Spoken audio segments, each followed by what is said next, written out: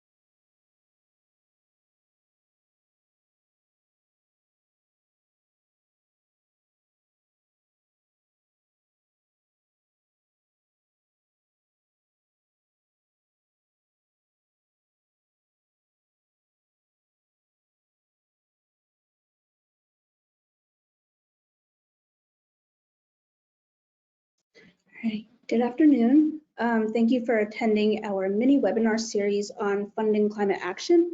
Today we will be speaking on ensuring excellence in carbon credits and climate projects.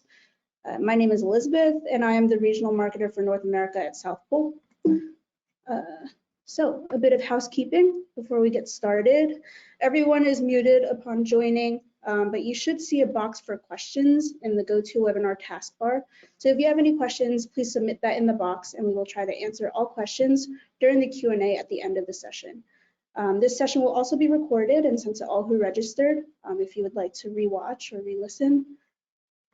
So before we get started, I'd like to give you a quick intro into who South Pole is. South Pole is the world's largest carbon project developer since 2006, with over 1,000 projects developed and 1,300 experts worldwide.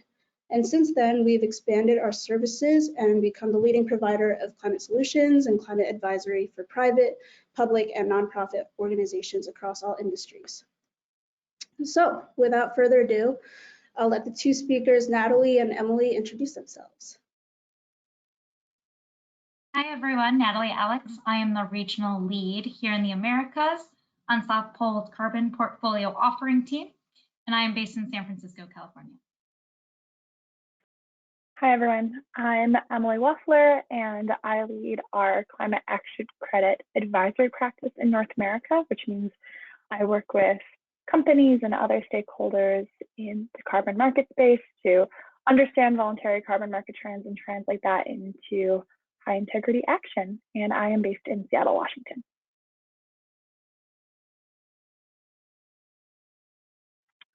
So let's dive right in. As I'm sure you all know, carbon credits in the past couple of years have really become a popular topic in mainstream media. Looking back, it originally started as really thoughtful and intentional analysis, really detailed work from big consultancy firms and other players, and it's now blossomed into a much larger conversation covered by newspapers and other commentators. And a lot of this conversation has been focused around the integrity and quality of carbon credits. But I think the bottom line messages here is that people really care about this space, and they care about these credits and where they're coming from and what is considered to be high integrity. Next slide. This scrutiny is, of course, very vital and healthy for a strong and functional marketplace. And especially this marketplace is meant by design to evolve and improve with the latest science and the latest developments in technology and best practices.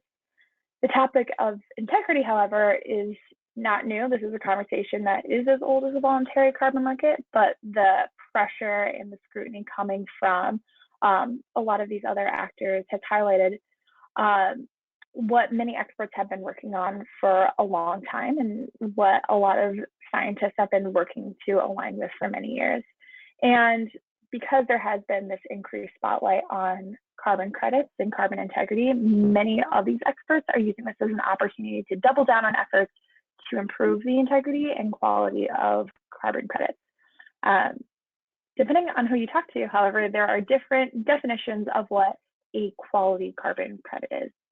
That said, the identity of project integrity consistently revolves around the same values that have been in the carbon markets for a long time. These include values such as sound measurement of emissions reductions, additionality, which means going beyond business as usual to contribute to climate action, no double counting, providing social safeguards for carbon credit projects, compliance with laws and regulations, and of course, driving co-benefits, among other principles. Next slide. So how has the evolution of the carbon market contributed to this conversation of carbon credit integrity? Overall, we can see that the integrity has followed different trends as a reaction to the economies and climate priorities in the last 2 decades. So while it has always been high on the agenda, low carbon prices and market fluctuations have led to real challenges for projects developed and put into place. So if we look back at around 2005, 2009, looking at the clean development mechanism, the first early stages of the market, carbon prices were higher and projects were mainly industrial solutions. So low-hanging fruits such as renewable energy, refrigerants, waste heat, etc. These projects had low to no complexity and on integrity and reporting and data monitoring. However, when prices crashed, when more complex projects started coming online between around 2009 and 2017, the voluntary carbon market and the CDM started with community-based projects and very good quality prospects and mitigation potential, but low prices were really challenging to make projects viable. So even though we were trying to pioneer these new technology types and project types, because the prices were so low, that put a lot of strain on adhering to a lot of these values and aligning with the high integrity that this market has been trying to align with for decades. More recently, the market has been growing over 600% since 2019, so a lot of activity, which has caused prices to rise significantly. But of course, that has led for this rush for project developers and other actors to play catch up to the demand and bring quality to meet the market at scale. Next slide.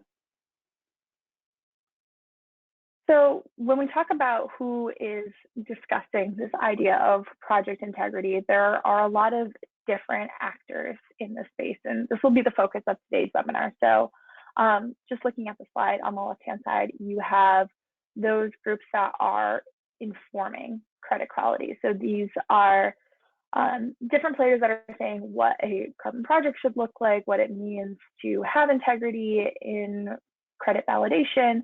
And those are industry bodies such as ICROA, which you may have heard of, the International Carbon Reduction Offset Alliance, as well as ICVCM. These groups are the ones that are providing the architecture and values and criteria and standards for certification standards to align with. They also are responsible for providing the principles for developers like South Pole to align with to make sure that they are doing high integrity work. Also, playing into this conversation around what is considered an integrity credit, high integrity credit are the actual certifications and standards that are upholding credit integrity. So those are those players in the middle. These are groups such as World Standard, that are project owners and independent auditors that are actually putting credit quality into place. So making sure that projects are operating as they should, conducting audits to make sure that any project activity is aligning with certification standards. So these are both these standards and the third-party auditors that are keeping these standards in check. And then the last group that I would say is contributing to this conversation around what is considered a quality credit are those that are kind of commenting on credit integrity or developing structures and frameworks around all of this activity. So on one hand, you have government entities that are saying, you know, these types of credits are allowed in our trading system. You have international schemes such as Corsia that are saying X, Y, and Z type of credits are going to be allowed to meet our regulatory efforts. And then you also have credit rating startups. So these are not government organizations. These are other groups that are reviewing projects and providing commentary on what is considered to be carbon credit integrity.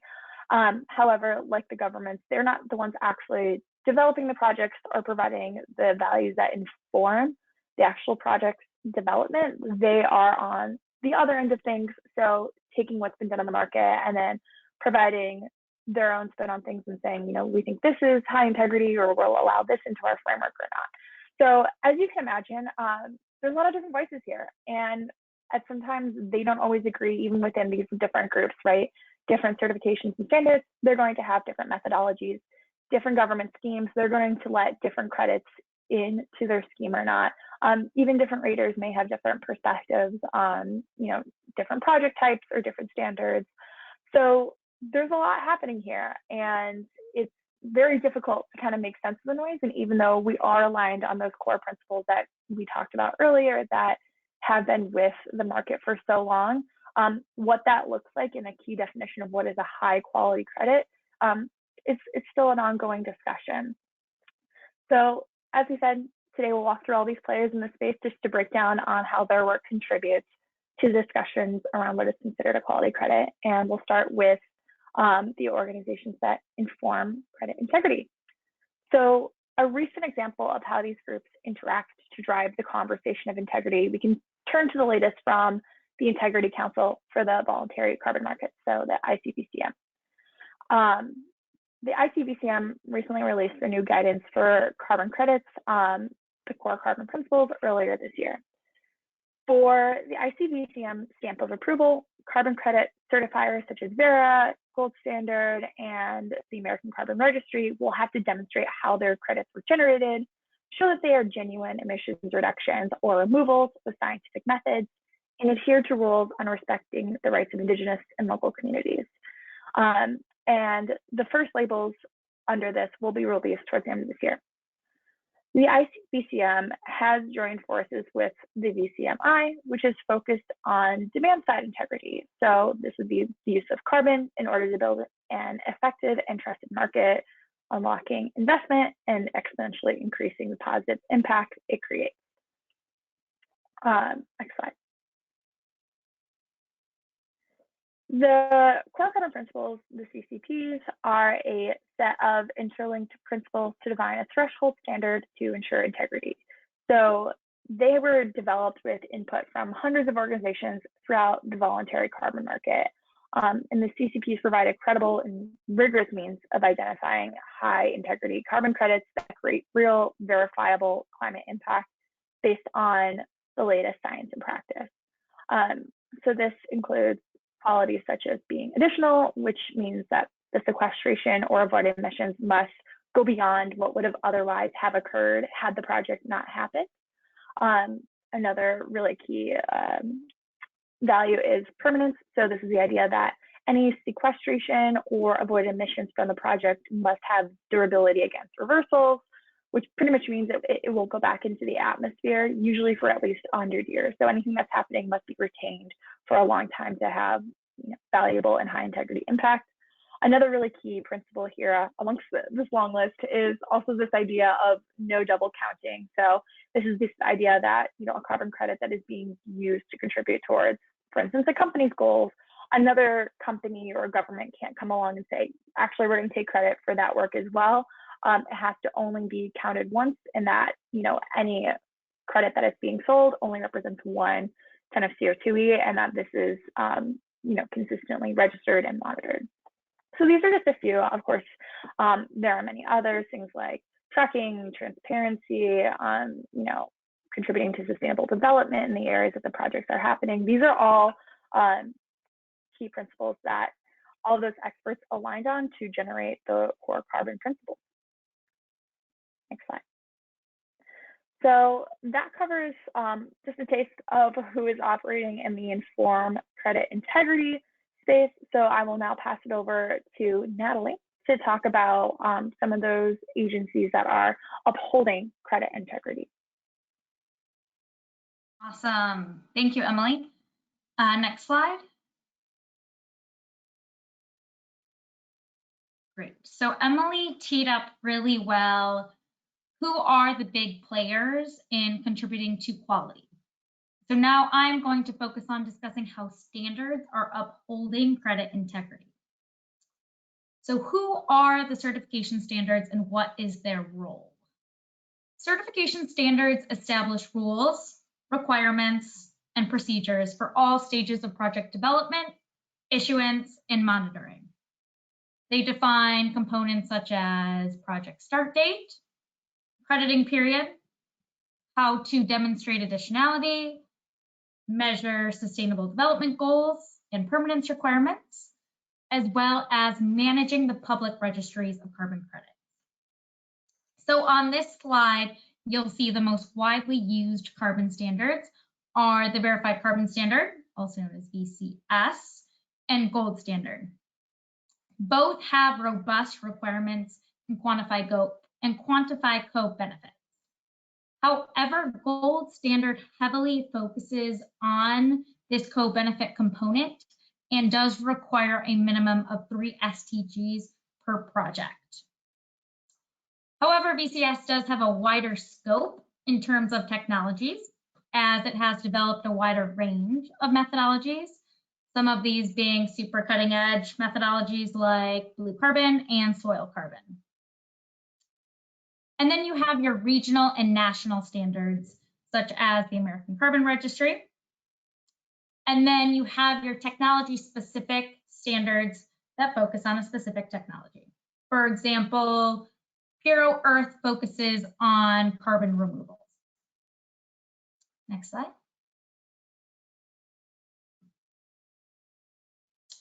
So certification standards approve and develop methodologies with relevant industry experts, such as many of those that Emily already chatted about, to help define what types of projects can be funded by carbon credits.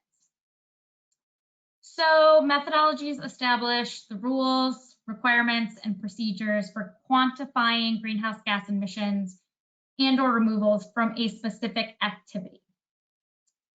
They can be developed by an independent organization like South Pole or the standard itself. However, regardless of who develops the methodology, they must go through public consultations, peer review panels, and an audit process before that methodology is approved. Methodologies are then revised as soon as new science or best practice is available. So this can also be seen with new carbon removal technologies. As an example, South Pole recently wrote the new methodology for biochar under Vera. Next slide. So beyond the methodologies, standards also define the processes that projects must go through in order to issue carbon credits that are certified under their standard. So on this slide, you'll have various milestones projects only need to go through once for registration, then again for carbon credit issuance. There are certain steps the projects have to go through regularly. For example, each project issuance, emission reductions must be verified by a third-party verification body, and these verification reports are public on the registries. And then the timeline to go through all of these milestones varies and can take many years to complete. Next slide. So here are 3 ways standards are constantly improving integrity of credits. The first, we're looking at strengthening the process of project development itself. So this looks like requiring third-party auditing at key milestones, providing clear and open feedback loops for expert review, and holding many stakeholder consultation periods. So secondly, standards are also improving and developing new methodologies like carbon removal technologies, which we touched on, and standards are also retiring project types that no longer meet their criteria. And then lastly, what we see a lot of is the testing and advancing of best practice. So for example, testing and trialing digital MRV systems. So ultimately, we continue to see standards improve their integrity criteria and safeguards, engage with many industry bodies, and improve on their internal processes to uphold the best practice principles. Next slide, please. So now let's take a look at some more recent examples on how standards are building integrity and how methodologies are evolving. So looking at forest conservation, the best example in this bucket is the change in baseline revalidation from every 10 years to 6 years. Moving to community projects, the default baseline for the efficiency of cook stoves was recently increased. So this means the efficiency gain is less and less credits are being issued. So here we're seeing standards taking more precautions with a more conservative approach. And then moving to renewable energy projects. The eligibility criteria for this project type has been updated. And so when I say eligibility, I mean the projects that can be submitted. Then once they are submitted, you still need to approve additionality. However, in the past, all renewable energy projects could be submitted, and now this initial criteria has been updated. So for VCS, only allowing renewable energy projects from least developed countries. For gold standard, also limits the countries in which can be applied for as well. And again, once eligibility is met, you still must meet all of the other requirements, such as additionality. And then finally, moving to tech removals. Oh, one more. Yeah. Yes, there are a number of exciting developments in this space for all sorts of technologies. For example, South Pole CCS Plus initiative has just launched a series of these methodologies. Now, next slide. Awesome. So South Pole has talked extensively about both the complexity as well as the urgent need for REDD+ projects, which play a critical role in protecting forests, preventing biodiversity, and securing irrecoverable carbon to deliver rapid emissions reductions at scale. So the VCM architecture integrates baseline updates, technological advancements, and new learnings to evolve in tandem with best practices. This evolution is also pushing the envelope of best practice, and it calls for companies to keep directing finance to communities at the forest frontier through this REDD+ mechanism. Next slide. So this slide is going to show the safeguards at each step of the development process.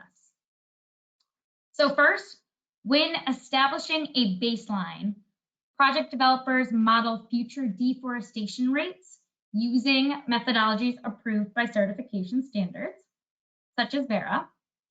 Then a similar area to the project is chosen as a reference. And then you have factors such as roads and population increase are built into the model, and satellite imagery is validated with on-site visits. Then the methodologies have feedback loops so they can be updated thanks to new insights. And then we also have technological development such as drones and 3D imagery that are also evolving with best practice. So additionally, emissions reductions use a specific reference region as a baseline. And this baseline scenario is revalidated every 6 years for REDD+ projects by an external auditor to check whether model deforestation rates match the observed rates or whether the project shall transition to a new national baseline. So in the event of leakage or impermanence, for example, this is more commonly occurring in forestry projects due to natural threats and disasters such as forest fires. There is a buffer pool in place. And the buffer pool is in place based off of a risk analysis according to the rules of a particular standard which sets aside an amount of carbon credits that are not commercialized. So if observed deforestation rates are lower, fewer credits will be issued. And if observed deforestation rates are higher, more credits will be issued to finance additional activities. And then lastly, over the project's overall lifetime, the total number of climate action credits generated reflects the amount of emissions actually avoided. And then now I'm going to turn it back to Emily to discuss credit integrity further. Excellent. Thanks, Natalie. So we've talked about which groups are informing credit integrity, and Natalie just did a great overview of standards and certifications that uphold and implement credit integrity. So lastly, we're going to talk about those other groups that are commenting or making decisions based on what they understand to be credit integrity. Next slide.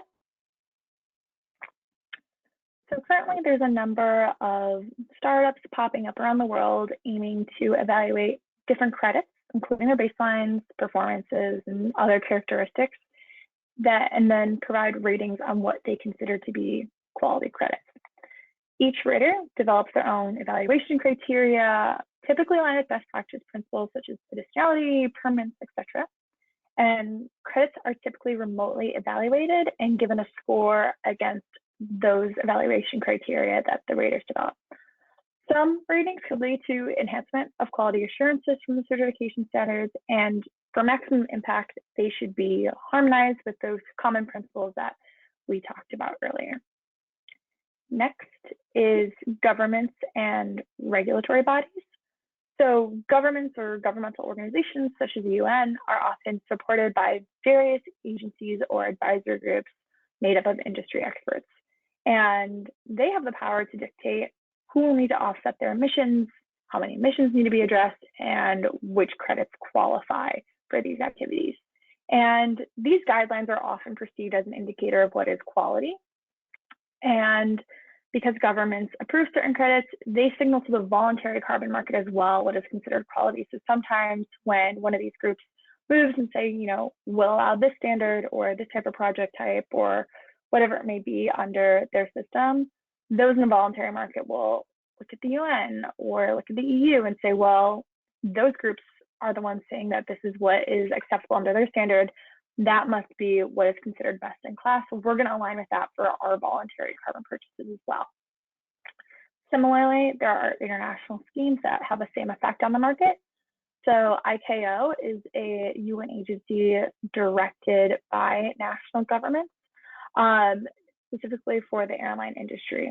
And CORSIA is a scheme under ICAO that is aimed at addressing the many CO2 emissions derived from air travel. So within this scheme, flights that are going between different countries, obviously they're generating emissions. It's unclear which country's emissions they fall under. CORSIA is a scheme in which hopes to address that. So it provides standards and criteria for how much sustainable aviation fuel airlines should buy, but it also has standards for what credits airlines need to purchase to address those emissions that are generated from flights between participating countries. Of course, they don't just let any credits allowed under the CORSIA scheme. There is a certain selection process that happens to say what credits are allowed under the scheme. So this, again, really signals to the market what it perceives as a quality credit. Of course, what is acceptable under CORSIA might not be acceptable under standards by other government regulatory bodies. It may also be in conflict with what different rating agencies may say.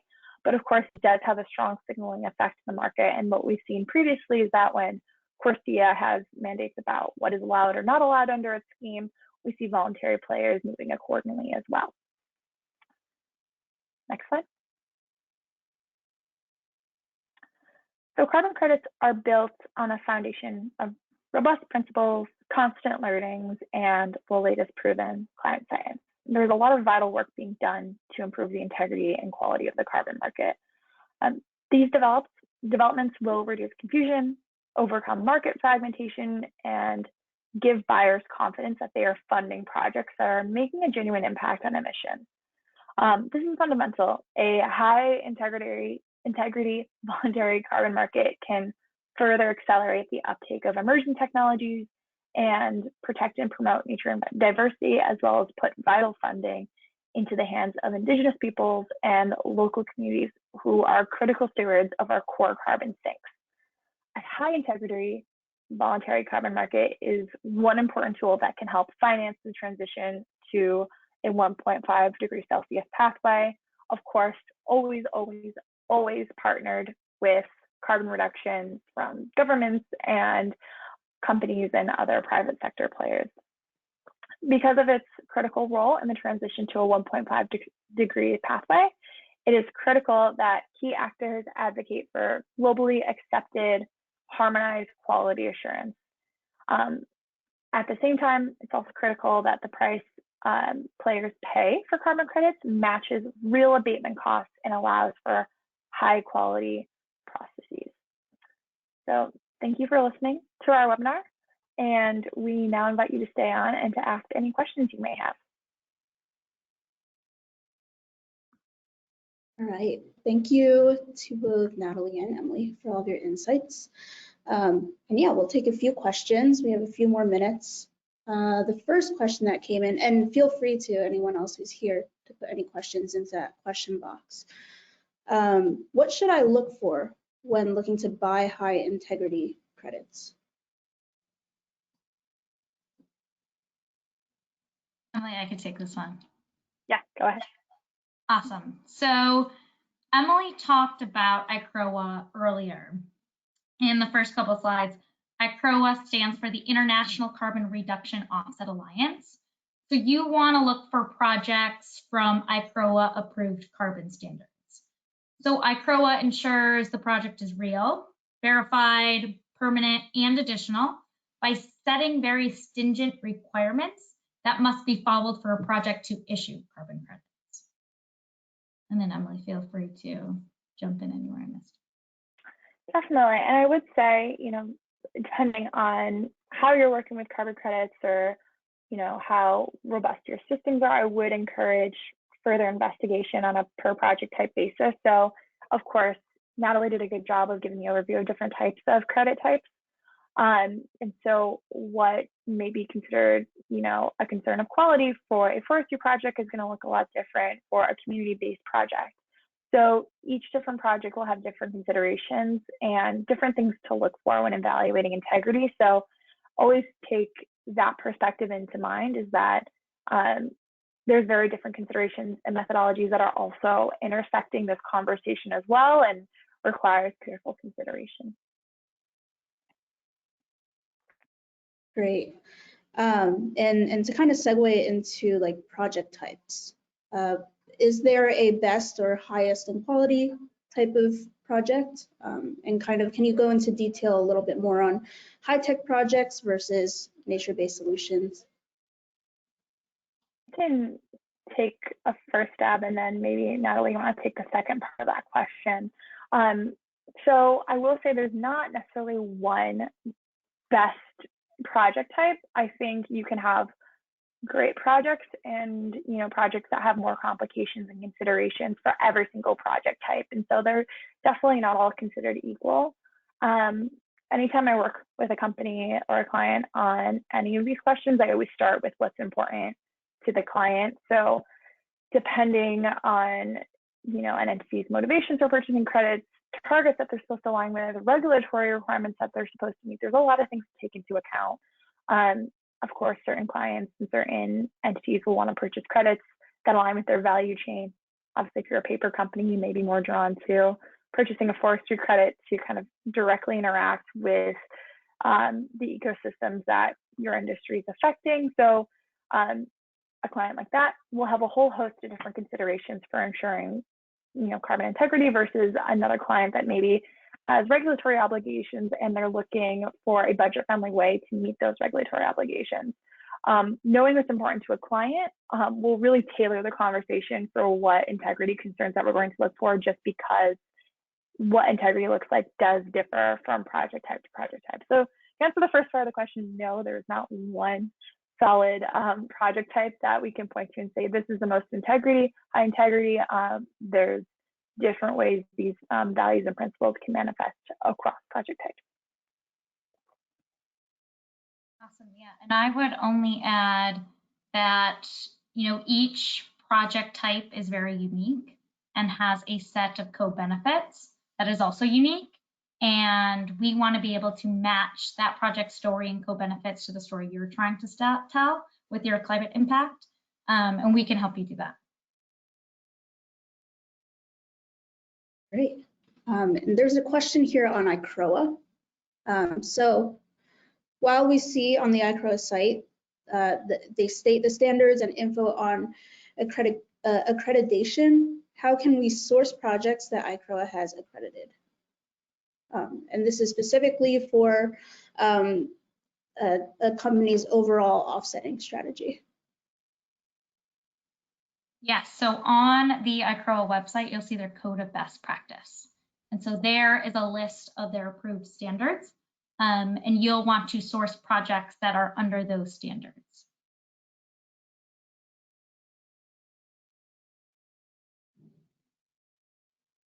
Great. And there is a question here on pricing as well. Given price uncertainty, is now a good time to buy credits? That's also a good question. And pricing varies dramatically between each project type and different co-benefits each project holds. And I think the answer to that question, unfortunately, there is no one answer, and it really depends on which project type you are looking for. And just to add on to that, there's also so many different ways to buy credits, right? You can purchase, spot purchase credits, which would be, purchasing them as you need them, just a one-off buy. And you can also structure multi-year or longer term engagements to secure credits into the future. And they have their pros and cons, and employing those different purchasing strategies can help you navigate the market and navigate price uncertainty. One area that we're spending a lot of time focusing on is the credits that are going to be eligible under CORSIA's next phase. Those credits have to be correspondingly adjusted. Without going too far into depth on what that means, it's a certain validation for a credit that it is contributing to a country's nationally determined contribution towards their climate goals under Article 6, basically saying that it's making sure credits aren't being double counted for a country's emissions credit goal, as well as a corporate goal or a voluntary goal. And so this is a very specific type of credit. It's a new process under Article 6. There's not a lot of these credits on the market, which is a challenge for companies that are subject to CORSIA and will need to buy a correspondingly adjusted credit, or other players that do want to procure correspondingly adjusted credits for a variety of reasons. So in those situations, now is not a good time to buy because there's nothing to buy. There's none on the market yet, but now is a great time to be thinking about how to buy into the future, what sort of multi-year deals are available to secure pricing and to secure credits in a very limited market. That's also something to take into account when thinking about a credit strategy. Is not just the pricing, but the availability, when they'll become available, how demand will affect that availability into the future. And I think looking at these correspondingly adjusted credits that are just going to start coming online in 2024 and will be ramping up in production, but in limited quantity for the next couple of years. Those are really important things to take into consideration as well, and thinking maybe a few years in advance to make sure that you can secure the credits, even if they're at a price you don't necessarily like, making sure that you have them because they will be very, very limited in availability. So lots to consider when thinking about if now is the time to purchase, and if now is the price to purchase at. Great, and we have time for maybe one or two more questions. So the first question is, are there still risks even when adhering to best practices? Good question. Yes, always risks. Really, like most investments, the purchase of carbon credits is never 100% risk-free. So common carbon credit risks include those associated with key terms Emily pointed out, so additionality, permanence, and leakage. And these risks vary based on the type of project, technology, and the location. However, we at South Pole can work with you in identifying these risks and developing a portfolio that meets your risk appetite and overall needs.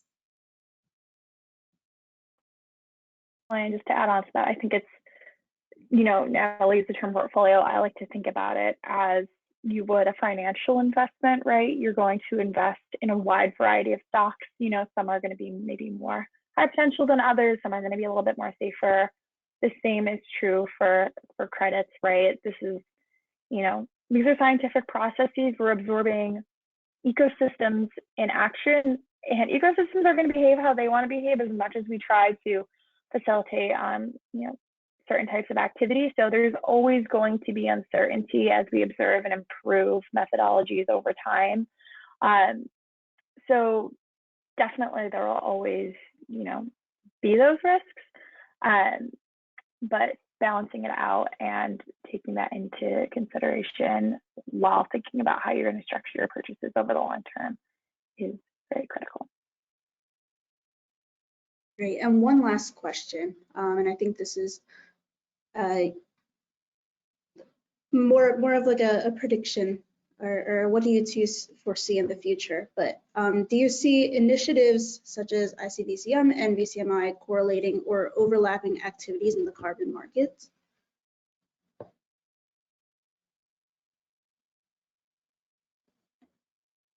This is a good question. And if I'm understanding it correctly, I guess my response would be, I think over time, right, there's a lot of voices right now, a lot of different groups coming out with what they consider to be, this is the best.